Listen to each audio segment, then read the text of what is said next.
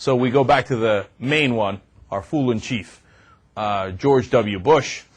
He's doing his last press conference today, and we got a couple of clips from it. One of them is about how he had so much fun at the White House. I believe the phrase "burdens of the office" is overstated. You guys get like, why me? Oh, the burdens, you know. Why did the financial collapse happen? Pathetic, isn't it? Self-pity. I had a fabulous team around me of highly dedicated, smart, capable people, and we had fun. I tell people that, you know, some days happy, some days not so happy. Every day has been joyous. And people, you know, they say, I just don't believe it to be the case. Well, it is the case. Even in the darkest moments of Iraq, you know, there was, and you know, every day when I was reading the reports about soldiers losing their lives, and there's no question there was a lot of emotion, but also there was times where we could be lighthearted and support each other.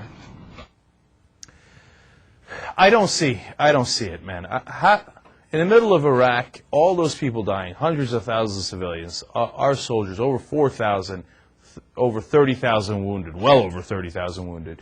And he's like, every day we found a way to have fun. It was joyous. This man is a psychological wreck, man. The whole thing, his whole persona is a defense mechanism personified. He wants to make sure that nothing gets through to his inner shell where he knows he's not good enough, where he has that self-pity that he's talking about. Because that was just projection right there. I mean, who said that you should have self-pity? Well, you just came out of that out of nowhere, because you do. So the whole thing's a defense mechanism. I mean, isn't that pathetic, that kind of self-pity? Oh, why did the economic collapse happen to happen on my watch? Well, they didn't ask you that. You came up with that because that's what you feel, right? And then you try to project and you do a defense mechanism. Psychologists will have a field day with this guy for the rest of history.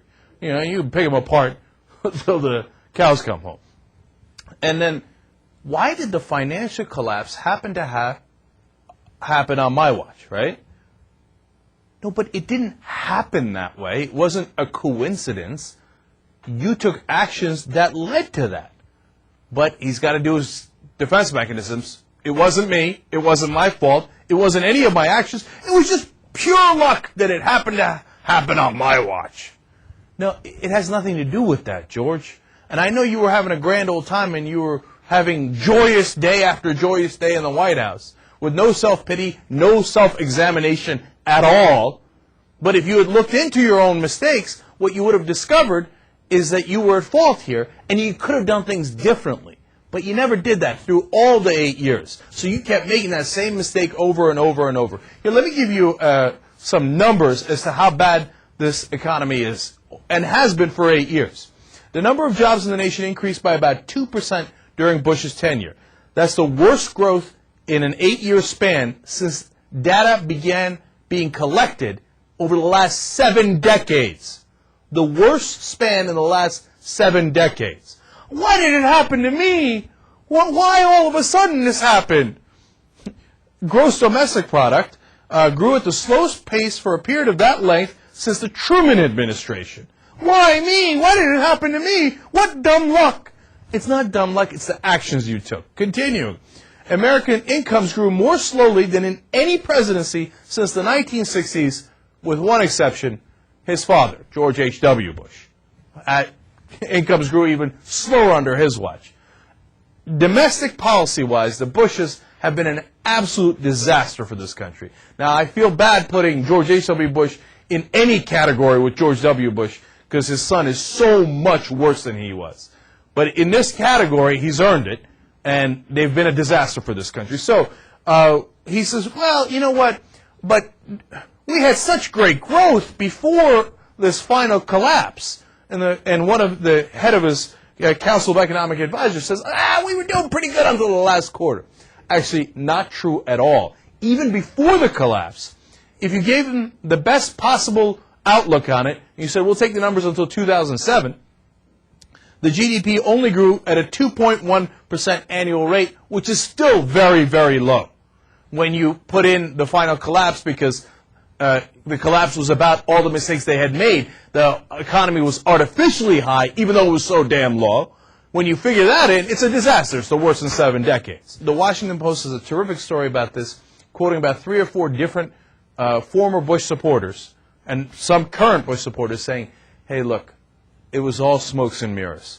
Whatever blip we had between 2003 and 2007 where the economy was not that bad, it was bad, but not as bad as it was at the end, was actually an illusion. We were just building up debt, and then it crashed on us in 2008. So none of it was the bad luck that George Bush thinks he had at the end of his term. No, he earned all of this bad news. Now, on a larger point, when are people going to say, okay, you know what? Maybe we ought to question this idea of trickle-down economics. As we told you last week, unemployment skyrockets up. Level of jobs created, the worst in 7 decades. GDP growth, the worst since the 1960s. And et cetera, et cetera, et cetera. It's not trickling down. The rich are holding on to the money, and it's not helping the economy. It's hurting the economy. Now, one group of people it is helping are the people who got George Bush elected by pouring money into his campaign, the very rich and the connected. Now, if you like that, you keep voting for the Republicans with the trickle-down economics and see how that works out for you.